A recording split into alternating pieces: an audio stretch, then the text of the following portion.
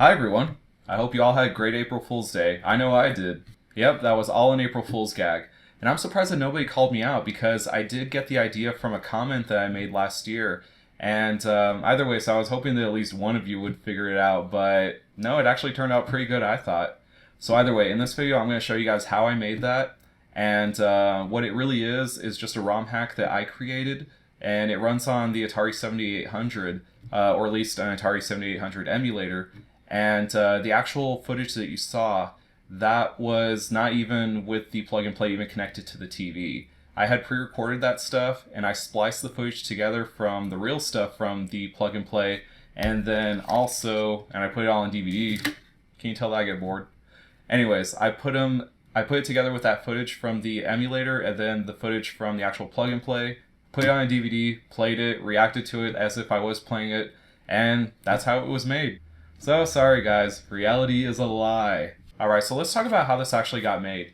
It all started last year when I was replying to a comment to one of my videos, and I had mentioned that if the Chinese manufacturers really wanted to make an inventive Pokemon hack, what they could do is just take Pac-Man and turn Pac-Man into, a Pokeball, and then you just have, a Pokemon-themed Pac-Man game.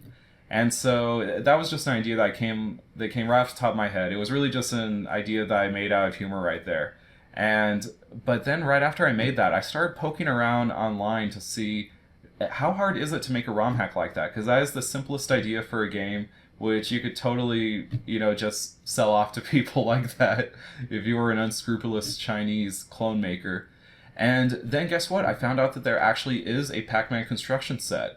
I found one that was made for the Atari 7800, and so pretty much any Pac-Man, it's kind of weird. I think that any Pac-Man that is on the 7800, or almost all of them, they share like the same architecture. So this construction set, I know that it does work for multiple ones, but I did pick Miss Pac-Man for a specific reason. It's because the Pokeball, it needs to have at least two colors. Because you see the black right here, it could be just, the black background. And that's how it is in this ROM hack. It doesn't really matter. But what you really need is white and red. And with Pac-Man, you can't use just regular Pac-Man because regular Pac-Man, he's just yellow. That's it. And anyway, so this construction set, I was able to get enough colors that I could use in order to make all this look convincing. And that you can also change the actual colors that are used for them. So in other words, I can make like a purple and white one, a blue and white one, a white and green one, who knows. But either way, so I had enough flexibility with Miss Pac-Man so I could get this thing rolling. Now of course, thanks to the construction set, that made this hack incredibly easy, but at the same time, I say easy now, because at the time it was very difficult. There were some things I just didn't know, like for instance, you have to make the sprites a little bit longer, because, in other words, they all look a little bit tall, because for some reason the pixels, they kind of get scrunched up once it's done, so all of your circles have to be like very oblong, just slightly, and that way you could actually have something that looks like a circle, as much as a circle can get on an Atari 7800. But either way, there was just some weird stuff that was really just some things that really messed with me. For instance, in the original comment that gave birth to this idea, I had mentioned that, hey, this Chinese manufacturer, if they were to do this, they could just call it Pokemon, and that way they don't have to worry about, licensing or anything. They could just, rename Pac-Man Pokemon, so it's a combination of those two titles. But I wanted to go ahead and make, like, a title sprite thing that would say Pokemon, but it was so strange because then I realized that somehow the way that the game code does it, it tries to be very efficient, of course. And because of that, the A's in Pac and Man, those are both made up of the same data. So you can't alter one without altering the other. And of course this one, since it's spelled with an O and an A, then it just doesn't work because you can't change this into an O without changing this into an O. And likewise, if you want this to stay as an A, then you have to have an A over here. And so no matter how hard I tried it, there was just so many weird little things that I would learn about it that it just made it impossible, so that I had to let that go. One of the things that made me so passionate about this is that the subject matter was perfect. Because when you think about the way that Pac-Man mechanics work, it was so easy to translate it into something Pokemon themed. because Pokeballs, of course, they go around capturing things just like Pac-Man does. And like with the fruit, which you do get to keep, like at the bottom, it has a little, almost like a scoreboard, which shows which fruits you've captured. Well, for that, I just changed the fruit into Pokemon. So that way that worked perfectly. And the way that the ghosts work is just perfect, because with Pac-Man, he doesn't capture the ghosts. He will eat them and then get points, but of course they go off and do their own thing and then they come back. And that was just perfect for me because I realized that, okay, I haven't played a lot of Pokemon. I'm not an expert. I've never even beaten a Pokemon game, but I have played Pokemon Blue. So when I played Pokemon Blue, I remember going into Lavender Town, and of course there are those ghost Pokemon that you can try to capture, and it's impossible. You can't capture them. They can't go into a Pokeball. So that was just perfect for the ghosts in this game because you try to get them and you can never capture them. Whereas, with the Pokemon, the fruit in the real game, you can capture them and then you have your little running scoreboard at the bottom. But anyway, so that was just something that made me think like, this is perfect. This has to be done. There were a lot of problems that had to be overcome, and the biggest one had to be turning the fruit into Pokemon. Because unlike the sprites for the Pac-Man, the Miss Pac-Man sprite, where you could actually set the colors and so they could be pretty much any 3 colors that you want, for the fruit, they had their own colors set and you couldn't change them at all. You were stuck with the colors that you had right there. So it was really a challenge to try to figure out, okay, I have these colors to work with. I've basically on some of them I just had 2 colors that I could work with, and I was like, shoot, okay, so I have brown and red. What can I make with that? And like I said, I'm not really big with Pokemon. That's not a series I really follow. But thankfully, while I had this idea, Retro Gamer came out with this issue right here. This was an immense help because on the back are all the Pokemons from I guess this is the original game. I recognize a few of them and I've only played Pokemon Blue, so that's why I say that.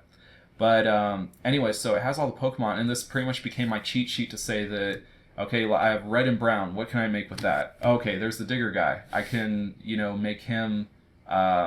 I can make the dig guy into that because he only uses basically 2 colors and black can be the background.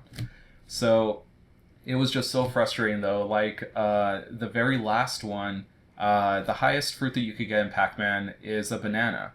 And so I was like, that's perfect because of course the most popular Pokemon is Pikachu. So I was like, well, Pikachu's yellow and the highest score is a banana, so that's going to be a match made in heaven.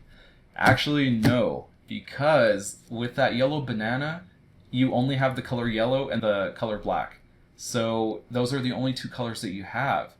And it was impossible to make a Pikachu with just the color yellow because of course black isn't going to show up, it's just background. And so I was just so frustrated and, just so put down by that because I couldn't make him the highest scoring Pokemon right there because it was impossible to make him without him turning out looking like a McNugget or something. So that is why I decided not to make him the highest one. I did put I don't know what the evolution is called. I think it's Rarichu or Raichu, something like that. Either way, he is there in the game.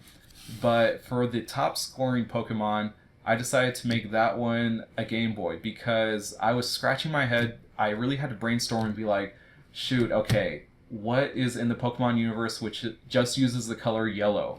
That I could just use yellow, put a little bit of black here and there, and then therefore I could go ahead and make that. And then I realized, wait a second, there was that yellow Game Boy, which is like a special Pokemon edition. And so that one was very simple to make, and so the highest scoring one that you could get is an actual Game Boy. And it was so frustrating because at the end, the problems just kept stacking on top of each other. It was like something was trying to stop me from making this. Because, for instance, my laptop, it has a design fault in it, so I wasn't able to get audio from the game directly inside, the laptop through just regular screen capture. So instead, I actually had to hook up some external speakers and then have the speakers pointed right at my microphone, this one right here that you guys are hearing, because that was the only way that I could record audio, and then I basically had to join them together in editing. And that's why you'll notice that the sound is just a little bit off, just a tiny bit.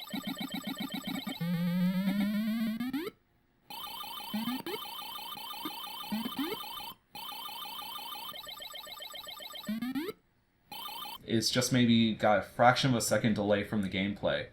And that's why, because I had to figure out a way to do it. And there were a lot of times when I was like, God, this isn't going to be possible. I'm not going to be able to get this out by April 1st. But I'm really glad that I persevered because I like the results. And it really just shows something that I've always thought. That the best channels out there are the ones that really deal with problems and then they're able to find a way around them. And that's something I was really proud of that I was able to do in this episode. But of course, the real star in this is that construction set. I could not have made it without that, so a big thank you goes out to Jeff Wearer, who is the author of that construction set, and also the forums over at Atari Age, because that is basically where I did all my research, and that's where I found it posted, so I could not have done this without it. And the best news is that now that the cat's out of the bag, I can share this hack with you guys. So if you look down there in the description, you'll see a link so you can download your own copy of Pac-Man. And again, it'll play on an Atari 7800, so you just need to find a good emulator for that, and then you guys can play it yourself. It is fully playable. You could get all the fruits, all the Pokemon, whichever ones I included in there. It really was a labor of love to make this thing, so I hope you guys enjoyed playing it. So now that the secret's out, some of you might be thinking, well, wait a second, then in that case, what is the Pikachu that's on that plug-and-play? Well, as it turns out, it's just a Super Mario clone, so yeah, that one's a complete waste of time. I really do think that my Pokemon is superior to that version. And that's going to do it for us today. Thank you so much for watching, guys.